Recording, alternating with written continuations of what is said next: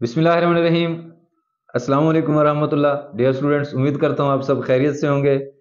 और जो पिछली वीडियो आपको लोगों के साथ शेयर की गई थी पेयरिंग स्कीम और गैस पेपर के हवाले से, मॉडल पेपर के हवाले से, वो आपने देख ली होगी। अब जो गैस हैं, इंपॉर्टेंट शार्ट क्वेश्चंस हैं, लॉन्ग क्वेश्चंस हैं, अहम जो अहादीस मुबारका हैं, उनके हवाले से इस वीडियो में डिस्कस करेंगे। और बहुत ज़्यादा खुशी हुई आज आप लोगों का जो कुरान का पेपर था उसके हवाले से जो आप लोगों ने फीडबैक दिया, तो उससे मेरा भी हौसला बढ़ जाता है अल्हम्दुलिल्लाह कि जी स्टूडेंट्स का जो पेपर है वो बहुत अच्छा हुआ है। अल्लाह करे मज़ीद जो पेपर हैं आगे वो भी बहुत ही अच्छे हों।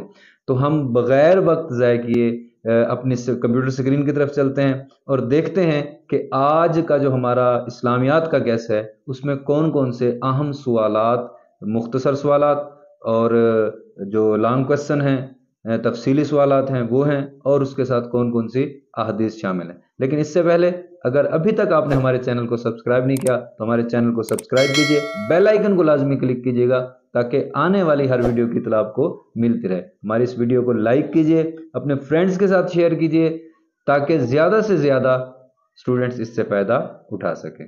तो आइए स्टूडेंट्स, बढ़ते हैं कंप्यूटर स्क्रीन की तरफ। स्टूडेंट्स, हम इस वक्त कंप्यूटर स्क्रीन पर मौजूद हैं और ये पेयरिंग स्कीम है। ये ऑलरेडी मैं पिछली वीडियो में आपके साथ शेयर कर चुका हूँ। ये आप वहाँ से भी देख सकते हैं, यहाँ भी इसको देख लीजिए। हम बढ़ते हैं अपने गैस पेपर की तरफ। तो ये स्टूडेंट्स हमारा गैस पेपर है, गैस के सवालात हैं। तो मुंतखब अहादीस मुबारका, ये आपके बुक में 10 अहादीस मुबारका दी हुई हैं, ये बात आपने अपने जहन में रखनी है। तो उसमें से ये अहादीस मुबारका 6 हैं, 1, 2, 4, 8, 9 और 10। ये आपने लाजमी कर लेनी है। इससे आगे बढ़ते हैं। हमारा जो पहला चैप्टर है, चैप्टर नंबर 1, कुरान मजीद व हदीस नबवी सल्लल्लाहु अलैहि वालैहि वसल्लम।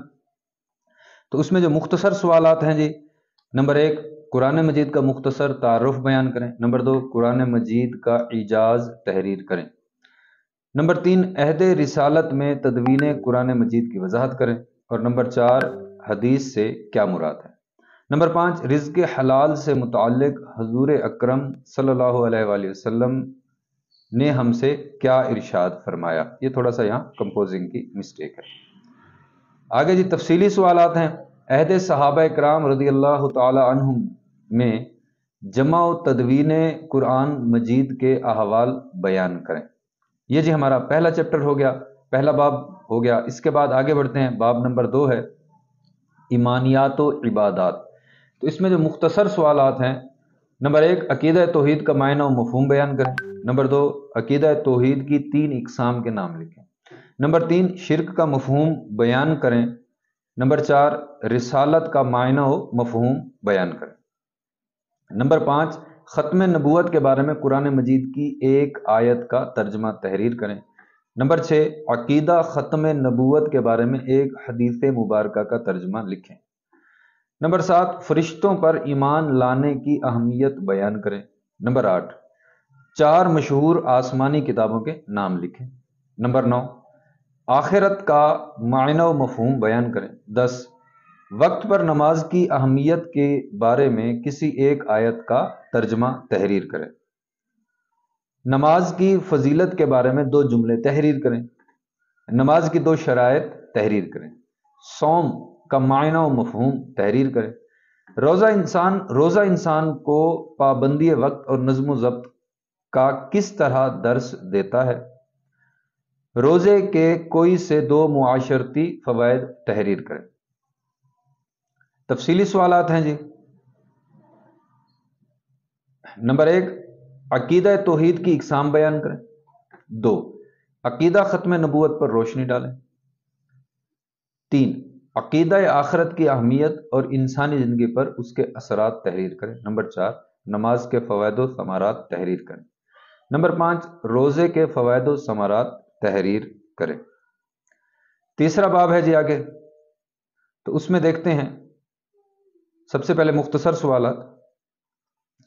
नंबर 1, फ़तह मक्का का वाक़या कब पेश आया। नंबर 2, फ़तह मक्का के मौका पर हज़रत अली रज़ी अल्लाह ताला अन्हु کو کیا سعادت حاصل ہوئی؟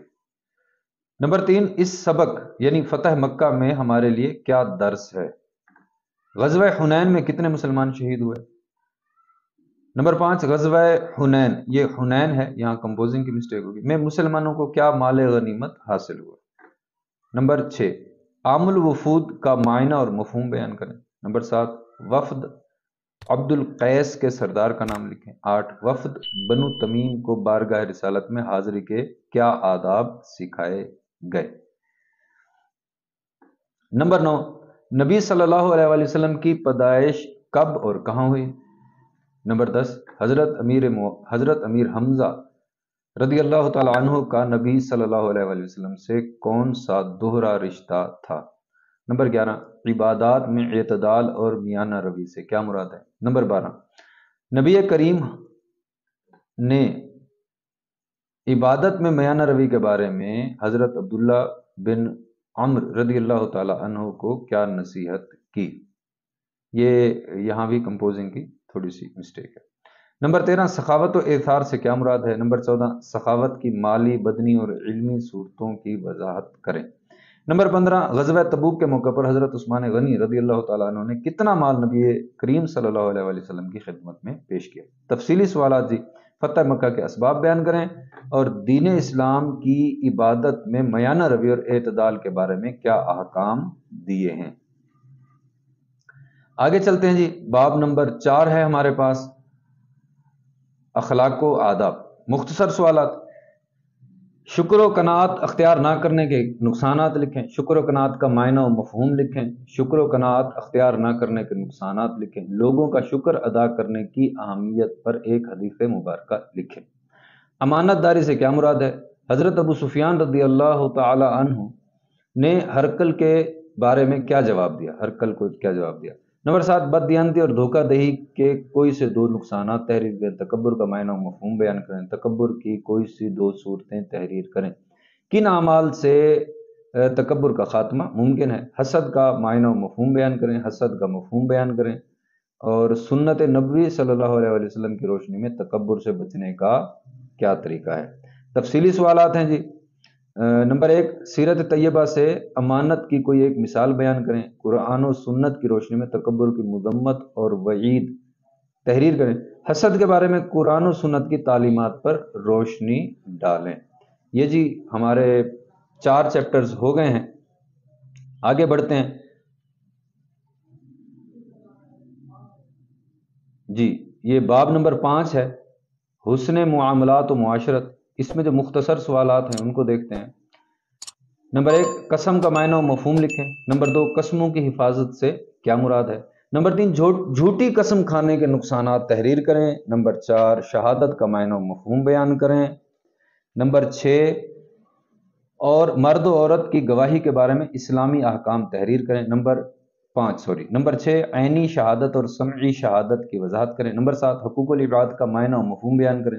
نمبر 8، ہمسایوں کے حقوق کے 2 معاشرتی اثرات تحریر کریں۔ آگے بڑھتے ہیں جی۔ نمبر 9، ہمسایوں کے حقوق کے بارے میں ایک حدیث مبارکہ کا ترجمہ لکھیں۔